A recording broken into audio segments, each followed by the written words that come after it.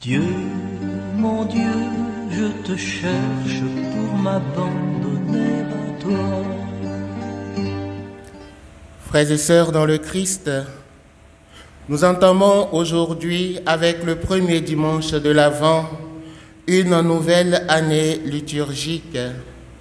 Durant ce temps dit d'attente de la venue du Seigneur, nous sommes appelés à méditer et à vivre cette attente dans une espérance non dépourvue de sens, mais une espérance qui laisse pointer à l'horizon le flux de bonheur que le Seigneur nous réserve. Cet immense bonheur est chaleureusement annoncé dans les textes de la liturgie avec des expressions très significatives. En effet, l'image de l'élévation de la montagne de la maison du Seigneur au-dessus des collines, dont parle le prophète Isaïe, première figure emblématique de ce temps de l'Avent, indique avant tout le relèvement de l'homme, son ascendance par rapport aux pesanteurs de la vie, ainsi que son maintien sous le regard bienveillant de Dieu. Un Dieu qui se révèle à la fois proche et en route vers l'homme pour son salut. Dieu se révèle proche parce qu'il ne s'est pas retiré du monde. Il se révèle en route parce qu'il vient nous visiter pour nous donner notre salut. Il ne s'agit donc pas d'une attente morose faite de passivité, c'est-à-dire faite d'inaction, où l'on ne se doute absolument de rien, comme dans le récit relatant le temps de Noé.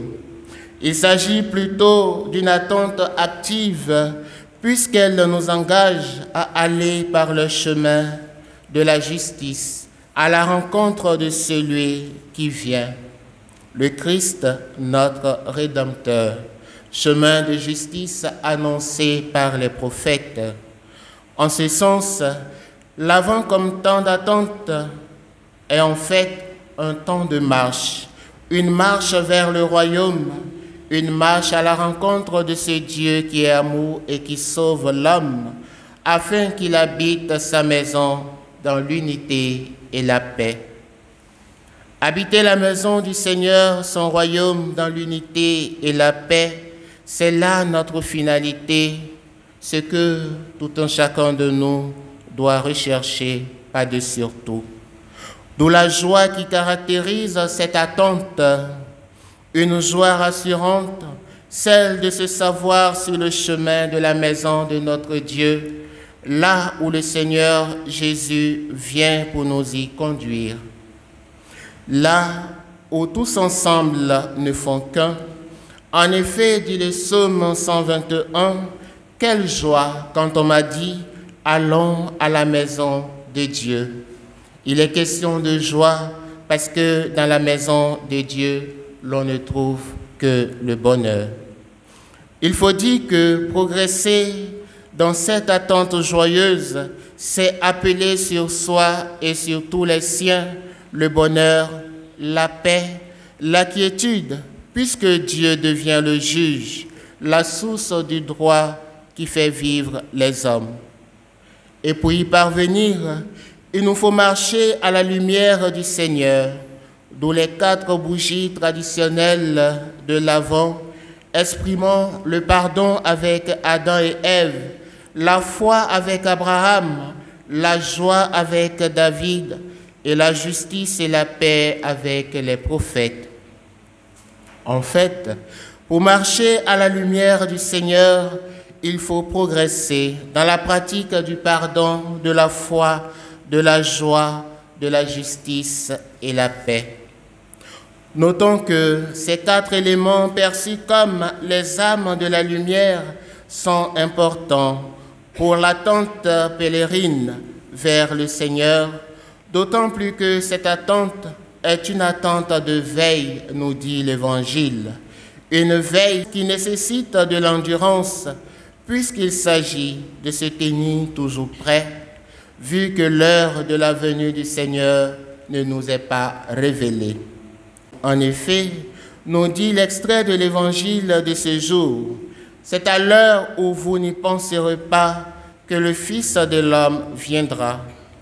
Puisque le Seigneur vient à l'improviste, un sommeil de notre part pourrait nous faire manquer cette rencontre unique, d'où l'importance de veiller et de se tenir toujours prêt afin d'être de cette rencontre qui s'annonce grandiose et merveilleuse. Toutefois, il faut le signaler, l'avant comme temps de veille n'est pas une démission par rapport au monde, mais de vaquer à ses occupations et tout en le faisant, de ne pas s'écarter de l'essentiel, c'est-à-dire la rencontre du Seigneur qui vient. Ainsi, si manger, se marier ou aller à son travail sont des besoins naturels de l'homme à réaliser, les réaliser tout en gardant sa conscience toujours prête à accueillir son propre salut de la part de ce Dieu qui vient, c'est ce qu'il faut rechercher avant toute chose. En fait, même si nous ne connaissons pas l'heure, l'Avent nous rappelle que la venue du Christ se fait chaque jour de plus en plus proche de nous, c'est-à-dire que le projet de Dieu progresse de façon irrésistible et merveilleuse. C'est tout le sens des paroles de saint Paul dans l'Épître aux Romains lorsqu'il dit que la nuit est bientôt finie et que le jour est proche. Il évoque en fait l'imminence de la délivrance de l'âme par la lumière resplendissante du Sauveur. Si le jour est tout proche, alors chaque instant que nous vivons doit être vécu comme le dernier instant débouchant sur la rencontre avec le Christ. C'est-à-dire qu'il nous faut s'engager dès maintenant pour les activités de la lumière et ignorer désormais celles des ténèbres. Et si cette année était pour nous la dernière, frères et sœurs dans le Christ, de ces textes, nous pouvons dire que c'est une nouvelle marche progressive dans notre vie qui s'ouvre avec ce nouveau temps liturgique. Et dans cette foule immense qui marche vers la maison du Seigneur, chacun de nous doit figurer comme citoyen du royaume, comme diffuseur de ce bonheur. Avec ces paroles du prophète Isaïe, nous pouvons dire que cette année, cette nouvelle année liturgique, se présente comme une invitation à marcher à la lumière du Seigneur en toutes circonstances, quel que soit ce qui nous arrivera. Arriverons-nous donc à réaliser ce défi? Que le Seigneur qui est humble et miséricordieux, que ce Seigneur qui vient nous visiter, nous en donne la grâce pour demeurer à sa suite, pour marcher à sa lumière, afin que nous puissions le rencontrer véritablement à la fin de notre parcours. Je veux